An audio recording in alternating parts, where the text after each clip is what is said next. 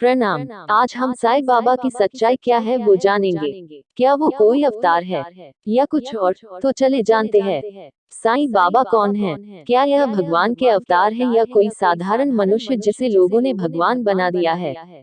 यह सवाल इसलिए उठ रहा है क्योंकि द्वारिका शारदा पीठ के शंकराचार्य स्वामी स्वरूपानंद सरस्वती ने विवादित बयान दिया है जिसमें उन्होंने कहा है कि शिरडी के साईं बाबा अवतार नहीं है। अगर शंकराचार्य की बातों पर यकीन करें तो सवाल यही उठता है कि फिर साईं बाबा कौन है? साईं कहां से आए और कैसे बने भक्तों के साईं बाबा जिनके एक दर्शन पाकर भक्त अपना जीवन धन्य मानने लगते हैं? साईं बाबा कौन थे और उनका जन्म कहाँ हुआ था? यह प्रश्न ऐसे हैं जिनका जवाब किसी के पास नहीं है। साईं ने कभी इन बातों का जिक्र नहीं किया। इनके माता पिता कौन थे इसकी भी कोई जानकारी उपलब्ध नहीं है। बस एक बार अपने एक भक्त के पूछने पर साईं ने कहा था कि उनका जन्म 28 सितंबर 1836 को हुआ था। इसलिए हर साल 28 सितंबर को साईं का जन्मोत्सव मनाया जाता है। साईं बाबा ने अपने जीवन का एक बड़ा हिस्सा एक पुराने मस्जिद में बिताया जिसे वह द्वारका माई कहा करते थे। सिर पर सफेद कपड़ा बांधे हुए फकीर के रूप में साईं शिरडी में धूनी रमाए रहते थे। इनके इस रूप के कारण कुछ लोग इन्हें मुस्लिम मानते हैं, जबकि द्वारिका के प्रति श्रद्धा और प्रेम के कारण कुछ लोग इन्हें हिंदू मानते हैं। लेकिन साईं ने कबीर की तरह कभी भी अपने को जाति बंधन में नहीं बांधा। हिंदू हो या मुसलमान, साईं ने सभी के प्रति समान भाव रखा और कभी इस बात का उल्लेख नहीं किया कि वह किस जाति के हैं। साईं ने हमेशा मानवता, प्रेम और दयालुता को अपना धर्म माना। जो भी इनके पास आता उसके प्रति बिना भेदभाव के उसके प्रति कृपा करते। साईं के इसी व्यवहार ने उन्हें शिरडी का साईं बाबा और भक्तों का भगवान बना दिया। हालांकि साईं बाबा का साईं नाम कैसे पड़ा इसकी एक रोचक कथा है। कहा जाता है कि सन 1854 में पहली बार साईं बाबा शिरडी में दिखाई दिए। उस समय बाबा की उम्र लगभग 16 वर्ष थी। शिरडी के लोगों ने बाबा को पहली बार एक नीम के वृक्ष के नीचे समाधि में लीन देखा। कम उम्र में सर्दी, गर्मी, भूख प्यास की जरा भी चिंता किए बगैर बालयोगी को कठिन तपस्या करते देखकर लोगों को बड़ा आश्चर्य हुआ। त्याग और वैराग्य की मूर्ति बने साईं ने धीरे धीरे गांव वालों का मन मोह लिया। कुछ समय शिरडी में रहकर साईं एक दिन किसी से कुछ कहे बिना अचानक वहां से चले गए। कुछ सालों के बाद चांद पाटिल नाम के एक व्यक्ति की बारात के साथ साईं फिर शिरडी में पहुंचे। खंडोबा मंदिर के पुजारी महालसापति ने साईं को देखते ही कहा, आओ साईं। इस स्वागत संबोधने के बाद से ही शिरडी का फकीर साईं बाबा कहलाने लगा। शिरडी के लोग शुरू में साईं बाबा को पागल समझते थे, लेकिन धीरे धीरे उनकी शक्ति और गुणों को जानने के बाद भक्तों की संख्या बढ़ती गई।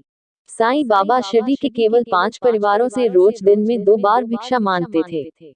वे टीन के बर्तन में तरल पदार्थ और कंधे पर टंगे हुए कपड़े की झोली में रोटी और ठोस पदार्थ इकट्ठा किया करते थे।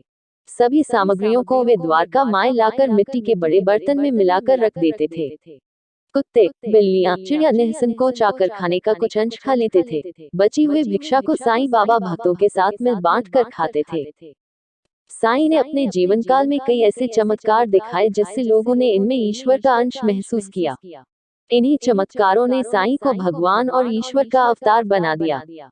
लक्ष्मी नामक एक स्त्री संतान सुख के लिए तड़प रही थी। एक दिन साईं बाबा के पास अपनी विनती लेकर पहुंच गई। साईं ने उसे उदी यानी भभूत दिया और कहा, आधा तुम खा लेना और आधा अपने पति को दे देना।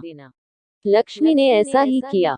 निश्चित समय पर लक्ष्मी गर्भवती हुई। साईं के इस चमत्कार से वह साईं की भक्त बन गई और जहां भी जाती साईं बाबा के गुण गाती।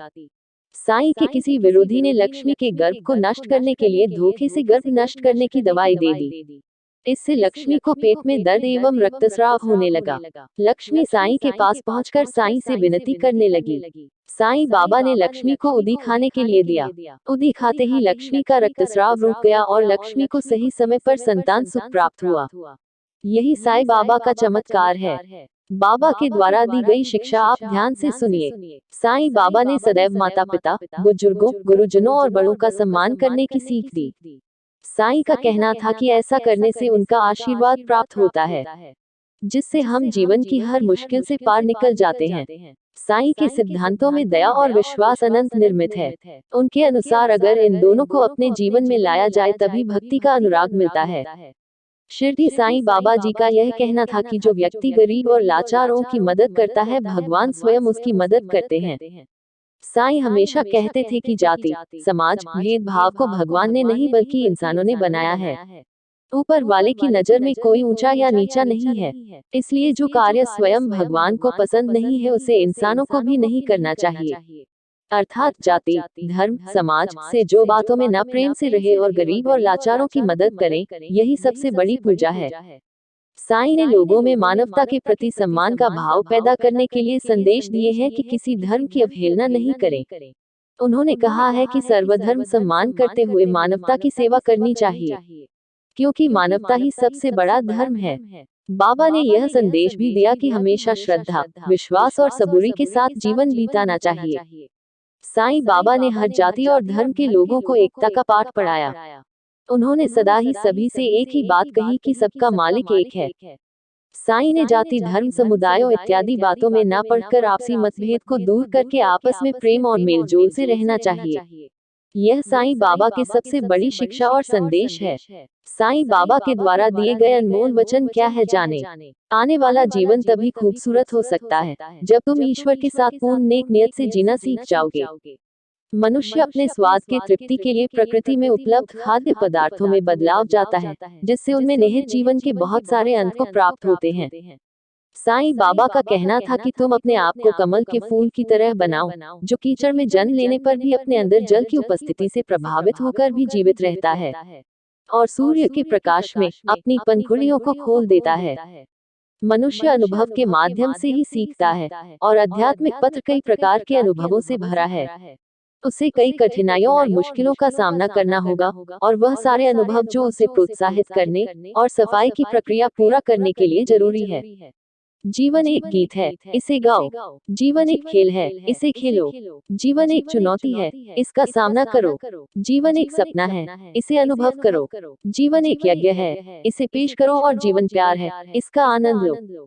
दोस्तों, यह वीडियो आपको अच्छा लगा है तो इस वीडियो को लाइक करें और अपने रिश्तेदार और दोस्तों में शेयर करके पुण्य कमाएं और हमारे चैनल को सब्सक्राइब करें। धन्यवाद। जय साईं बाबा।